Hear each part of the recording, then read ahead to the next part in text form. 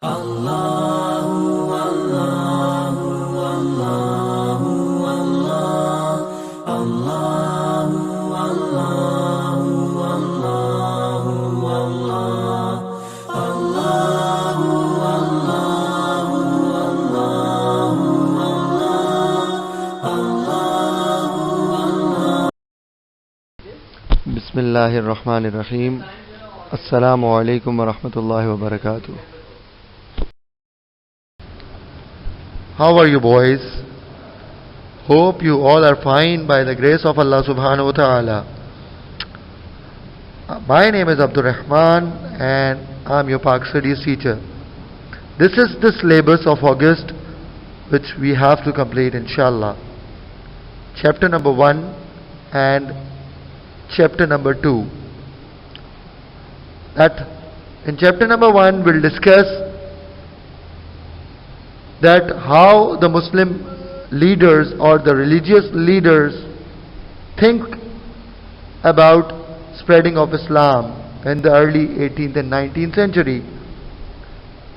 In chapter number 2 we'll discuss about the causes of the decline of Mughal Empire. In the beginning of the 18th century, the Mughals ruled India. However, in the middle of 19th century, this rule was taken from the Muslims because of some external forces and internal weaknesses. Now, Muslim reformers emerged who helped bring about a revival of Muslim fortunes and place Muslims on the road to an independent Pakistan. Now there were 4 Muslim leaders, starting from Shah Waliullah Rahmatullah Alayhi, Sayyid Ahmad Barelvi Rahmatullah Alayhi, Haji Shariatullah Rahmatullah Alayhi and Sir Sayyid Ahmad Khan Rahmatullah Alayhi. They played a vital role in restoring the relation between the Muslims and the Hindus and the non-believers. They have their different roles, and today we are going to discuss about the work of Shah Waliullah Rahmatullah Alayhi. Shah Waliullah Rahmatullah Alayhi was born on 21st of February 1703. His real name was Qutbuddin, but he later became known as Shah Waliullah because of his religious belief. His father Shah Abdul Rahim, he founded the Madrasa Rahimia in Delhi. He was also a religious scholar, and when his father died in 1718, Shah Waliullah Rahmatullah Alayhi began teaching at the Madrasa. His father found it helped in the compilation of Fatawa Alamgir under the supervision of Aurangzeb Alamgir. And during this time, Shah Waliullah Rahmatullah Alayhi thought deeply about the problem faced by Muslims in the Mughal Empire. And he went for the studies in Saudi Arabia. In 1724 to perform the Hajj. And he continued studied over there under the famous scholar Sheikh Abu Tahir bin Ibrahim, and before returning to Delhi in 1732. Shah Waliullah Rahmatullah Alayhi believed that Islam has lost its glory in the subcontinent, and he knew that the empire was in decline and Muslims were disunited.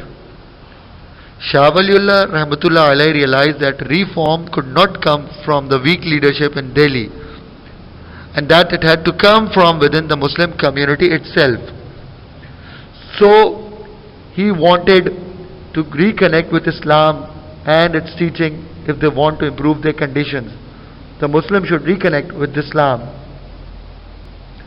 And he wanted the rulers to enforce Islamic laws.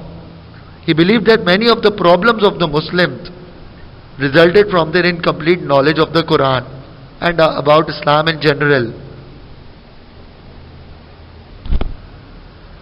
And it was necessary for the Muslims that Quranic teachings become more accessible to the people. He urged rich Muslims to live a simple life and traders to follow Islamic laws in their dealings.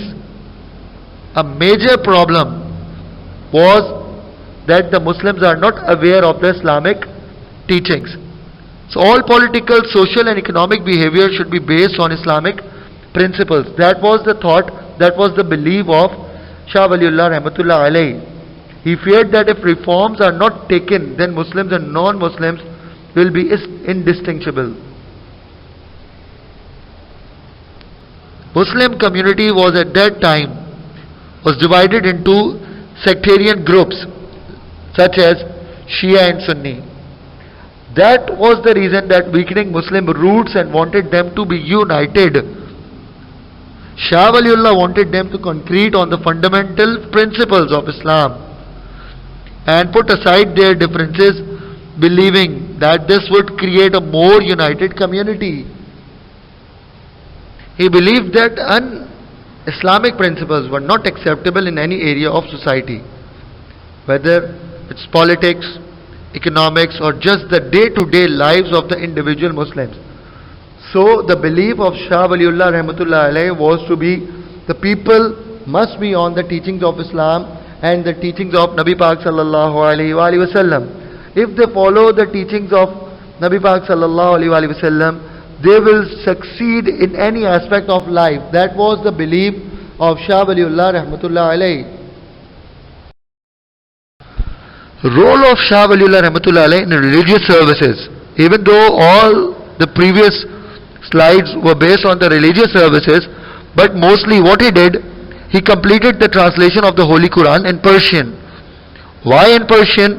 He knew the knowledge of Hadith, Fiqh and Tasawwuf. That is why he was very knowledgeable scholar at that time. Few Muslims spoke Arabic, and so the Quran had not been widely studied previously. So the purpose of translating the Quran Pak in Persian language was so that the people should study Quran Pak by themselves according to their language. Even the ulama ikram of that time criticized Shah Waliullah, but his work proved very popular. Then later his two sons Shah Abdul Qadir and Shah Rafe, they translated Quran Pak into Urdu, and that meant that many more people could study it. Another work that Shah Waliullah Rahmatullah alayhi did in addition to the translating of Quran Pak, he wrote 51 books in Persian and Arabic. The most famous book, Hujjatullah al-Baligha and Azaratul Khifa, was the famous book based on the account of the first four Khalifa of Islam in a way that was acceptable to both Shia and Sunnis. Shah Waliullah adopted an analytical and balanced approach to creating a balance between the four major schools of thought, that is Hanafi, Maliki, Shafi and Hanbali.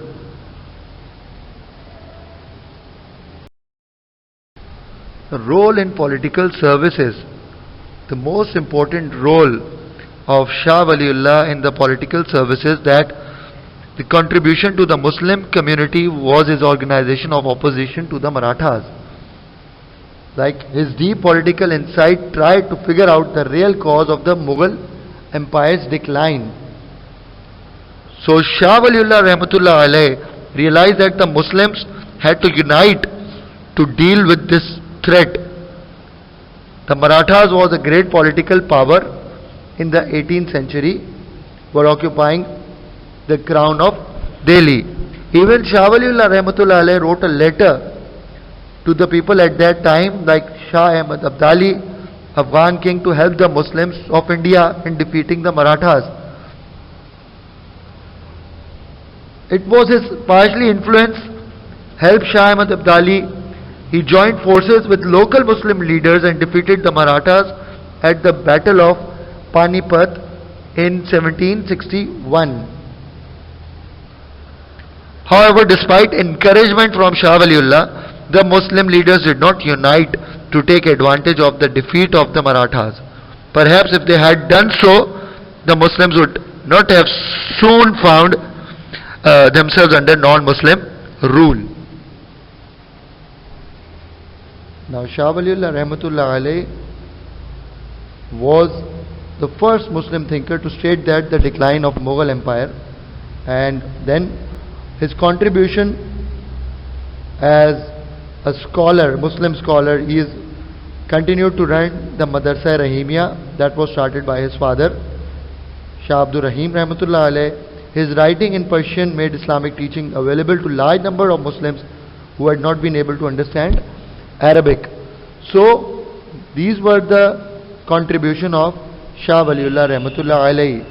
And for the Battle of Panipat, the Muslim realized that we did not follow the teachings of Shah Waliullah Rahmatullah alayhi, and if they found themselves under the non-Muslim rule, that was the main drawback, and that was the main reason of this. And he helped the Shah Waliullah Rahmatullah alayhi in defeating the Marathas in the third battle of Panipat in 1761.